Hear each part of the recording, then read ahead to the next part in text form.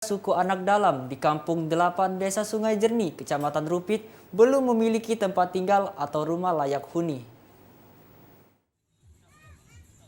40 kepala keluarga suku anak dalam di Kampung 8 Desa Sungai Jernih yang belum memiliki rumah atau tempat tinggal ini harus tinggal dan bermukim di perkebunan sawit dengan mendirikan tenda yang terbuat dari terpal.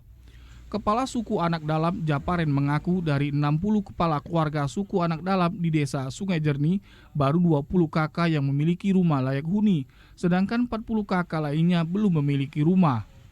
Rumah untuk 20 kakak suku anak dalam itu dibangun menggunakan dana pribadi. Japaren berharap kepada pemerintah dapat membangun layak huni sehingga warga suku anak dalam dapat menetap dan tinggal membaur bersama masyarakat lain. Jadi 60 kakak ya? Iya, 60 kakak. Total seluruhnya ya? Hari yang ada rumah ini sekitar kurang lebih 20 ini.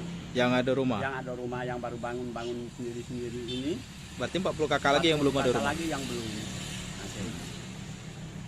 Jadi yang belum ada rumah nih tinggalnya di mana, Pak? Itu di sawit itu. Masih di sawit itu lah? Masih di sawit. Mondok ya tenda di Puspilimo itu. Pada tahun 2021 lalu ada 2 rumah warga suku anak dalam yang telah dilakukan pembedahan. Dari Muratara, Liu Mura TVRI Sumatera Selatan melaporkan.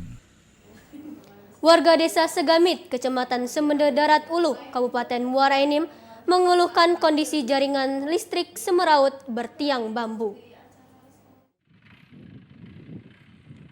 Pantauan di lapangan terlihat semrawutnya jaringan listrik yang mengalir ke ratusan rumah pelanggan karena tiang penyangga dari bambu. Persoalan ini sudah hampir 7 tahun sejak masuknya jaringan dan berapa kali berganti kepemimpinan mengajukan permintaan membangun tiang permanen berupa tiang beton atau pipa besi. Hingga kini belum terrealisasi. Surman, salah seorang pelanggan, membenarkan jaringan listrik di Kampung Sawah, Desa Segamit ini. Saat ini warga menggunakan dana sumbangan warga untuk membeli tiang besi, namun belum mencukupi karena pelanggan sudah mencapai 150 pelanggan. Terutama wilayah Kampung Sawah ini sudah lama mengeluhkan tentang tiang listrik yang terbuat dari bambu ini.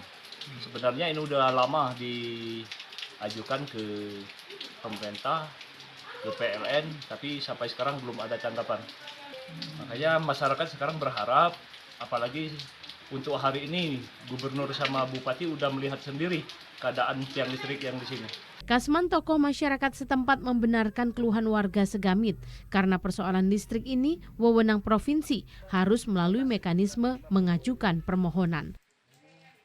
Kita sudah ketemu di Gubernur, nanti ini masyarakat kami itu mengajukan proposal untuk ke provinsi. Untuk bantuan tiang ini ya? Ya, bantuan listrik itu kan wewenangnya itu dari provinsi. Kita akan mendorong untuk biar cepat terrealisasi atau gimana? Pasti kita dorong, ini kan untuk kepentingan masyarakat banyak. Kalau untuk kepentingan masyarakat pasti kita bantu lah untuk masyarakatnya. Kondisi tiang listrik dari bambu sebagai alternatif penyangga bertahan sekitar hanya 6 bulan dan dampaknya sangat berbahaya karena sering rubuh akibat lapuk dan mengenai pengguna jalan. Dari Kabupaten Muara Enim, Kalbadri TVRI Sumsel melaporkan. Jalan penghubung Kecamatan Karangdapo dengan Kecamatan Rawas Ilir di Kabupaten Musi Rawas Utara terancam amblas.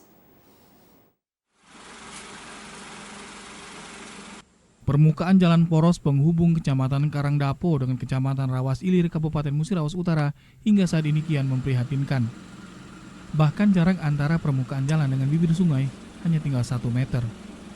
Hal itu disebabkan struktur tanah yang labil dan mengalami abrasi di saat musim hujan dan derasnya terjangan air sungai di saat sungai meluap.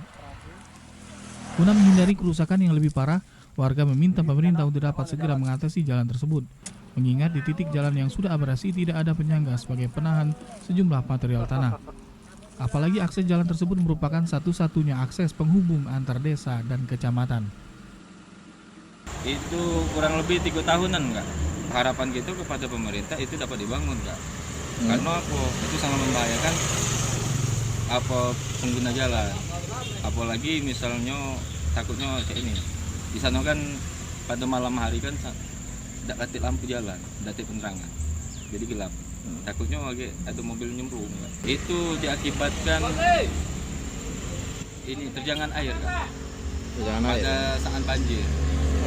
Jadi semakin lama tergerus.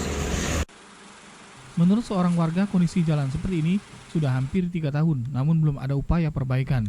Jika tidak segera diperbaiki, badan jalan terancam putus dan dapat melumpuhkan perekonomian warga. Dari Muratara, Leo Murat, TVRI Sumatera Selatan melaporkan.